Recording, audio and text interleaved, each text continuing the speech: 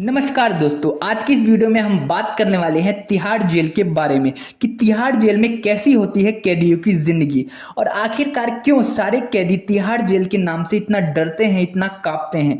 तो दोस्तों, इस वीडियो में आपको मैं बताऊंगा कि तिहाड़ जेल में जाने वाले कैदियों के साथ क्या क्या होता है, उनकी दिनचर्या क्या होती है। तो दोस्तों, आप लोगों को ये वीडियो कंप्लीट देखना चाहिए ताकि आप लोगों को थोड़ी नॉलेज मिल पाए कि जेल में जिंदगी कैसी होती है, क्योंकि लाइफ का कुछ पता नहीं कि आपको किस मोड़ पे जेल में जाना पड़ जाए। ऐसा जरूरी नहीं है कि हर जेल में जाने वाला इंसान दोषी हो या फिर वो गुनाहगार हो। कभी कभी हम किसी चीज में ऐसे फंस जाते हैं और किसी मुसीबत में ऐसे फंस जाते हैं कि हमें जेल जाना पड़ जाता है। इसलिए आप इस वीडियो को कंप्लीट देखिए ताकि अगर आप कभी ऐसी परिस्थिति में पड़ जाएं तो आपको थोड़ी बहुत नॉलेज हो कि आप किस तरीके से अपने आप को इस परिस्थिति से बाहर निकाल सकते हैं।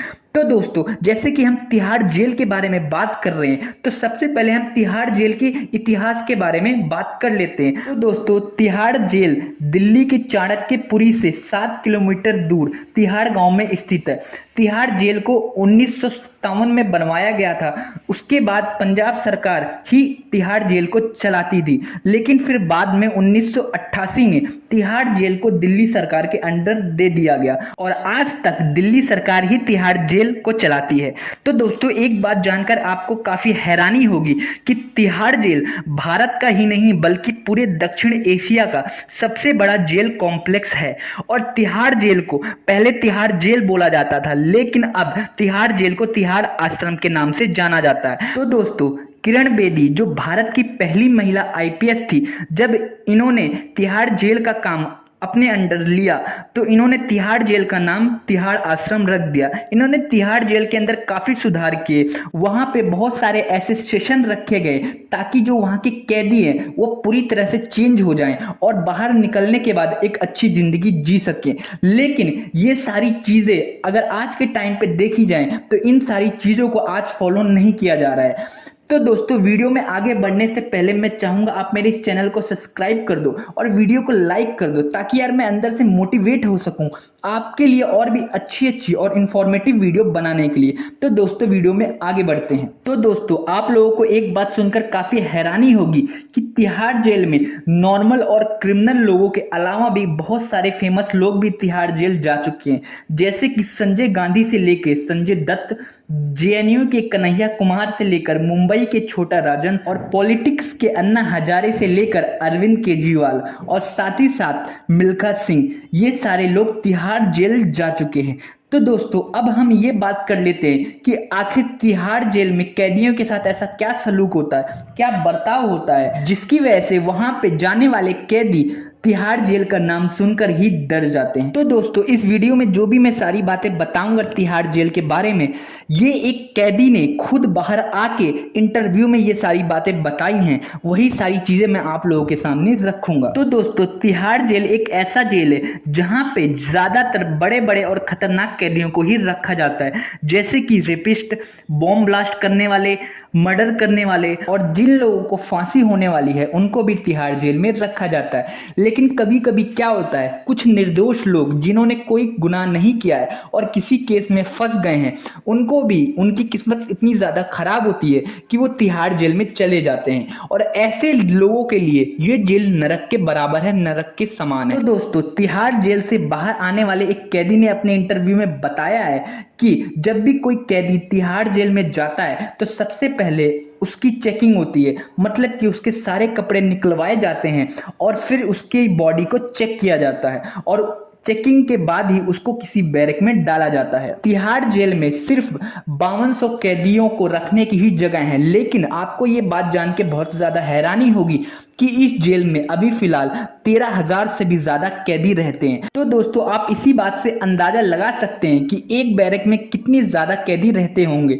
तो दोस्तों, इनकी चेकिंग के बाद इनको एक बैरक दिया जाता है और कम से कम एक बैरक में 20 से 30 लोग होते हैं। जब भी किसी कैदी को किसी जेल में लाया जाता है तो ये देखा जाता है कि क्या उसके पास कोई वकील है कि नहीं, या फिर उसने अपनी फैमिली वालों को इन्फॉर्म किया है कि नहीं। लेकिन तिहाड़ जेल में इनको महीनों तक तक किसी से बात करने नहीं दिया जाता, जिसकी वजह से ये वकील नहीं कर पाते, ना ही अपनी फैमिली वालों को इन्फॉर्म कर पाते हैं, जिसकी वजह से इनकी मुसीबत और भी ज़्यादा बढ़ जाती है। ये उन लोगों के लिए ज़्यादा खतरनाक होता है जो लोग गरीब हैं या जिन्होंने कोई जुर्म नहीं किया है, लेकिन जो अमीर है वो किसी न किसी तरीके से अपने वकील को और अपनी फैमिली वालों को सूचित कर देते हैं। तो दोस्तों, अब हम ये बात कर लेते हैं कि तिहाड़ जेल में जो कैदी रहते हैं उनकी दिनचर्या क्या है, उनकी डेली रूटीन क्या है। तो दोस्तों, यहाँ के कैदियों ने बताया है इनकी सुबह की शुरुआत गालियों से होती है और गालियों से ही खत्म होती है। सबसे पहले सुबह इनको 6 बजे उठा दिया जाता है, फिर इनको चाय दी जाती है और चाय इतनी ज्यादा बेकार होती है, बिल्कुल पानी जैसी चाय होती है और इसमें जो चाय पत्ती होती है वो भी नाम मात्र होती है, जिसको आप पियो ना पियो आपको कोई फर्क नहीं पड़ने वाला। और फिर इसके बाद इनको दोपहर का खाना दिया जाता है। उस दोपहर के खाने में इनको दाल, चावल और रोटी दी जाती है और रोटी बहुत ही ज्यादा बेकार होती है, बहुत ही ज्यादा सख्त होती है और दाल जो होता है वो पानी के बराबर ही होता है। तो दोस्तों, ऐसा व्यवहार सबके साथ नहीं होता है। यहाँ पे सारा खेल पैसों का होता है। जिन्होंने पैसे दिए हैं उनके साथ अच्छा व्यवहार किया जाता है, उनको अच्छा खाना दिया जाता है, उनको अच्छी सोने की जगह दी जाती है और जिन्होंने पैसा नहीं दिया उनको बहुत ही ज्यादा काम करना पड़ता है, उनको और भी दूसरे गंदे काम करने पड़ते हैं।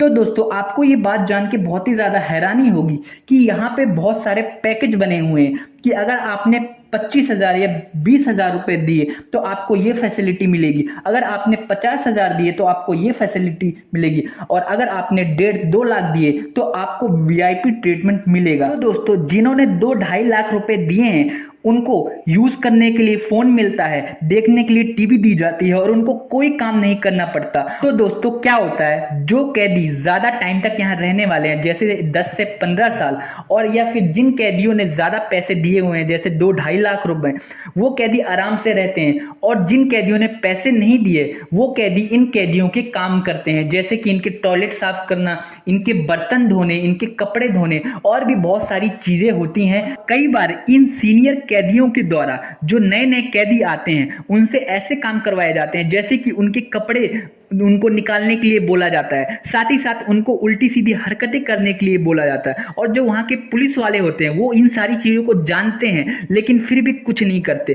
क्योंकि कई सारी चीज़ों में ये पुलिस वाले भी इन कैदियों का साथ देते हैं और इन गलत कामों में भागीदार होते हैं। यहाँ की जो हेल्थ फैसिलिटी है वो भी बहुत ही ज़्यादा बेकार है।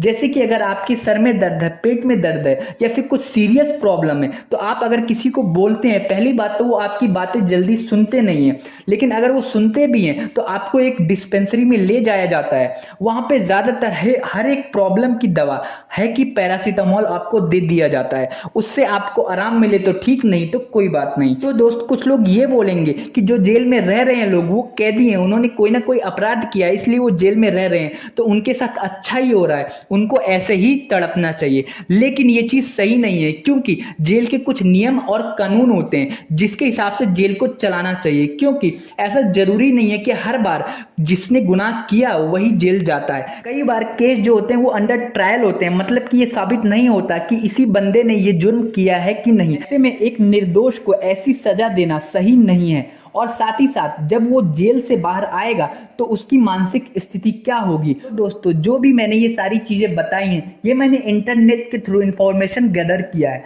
इसमें कितनी सच्चाई है ये मैं श्योरिटी से नहीं कह सकता, लेकिन फिर भी ये सारी चीजें एजुकेशन पर्पस के लिए ठीक है। तो दोस्तों, ये वीडियो आपको कैसी लगी नीचे कमेंट करके बताइए। साथ ही साथ आप इस चैनल को सब्सक्राइब कर दो ताकि मैं अंदर से मोटिवेट हो सकूं आप लोगों के लिए और भी अच्छी अच्छी और इन्फॉर्मेटिव वीडियो बनाने के लिए। वीडियो देखने के लिए आपका बहुत बहुत शुक्रिया।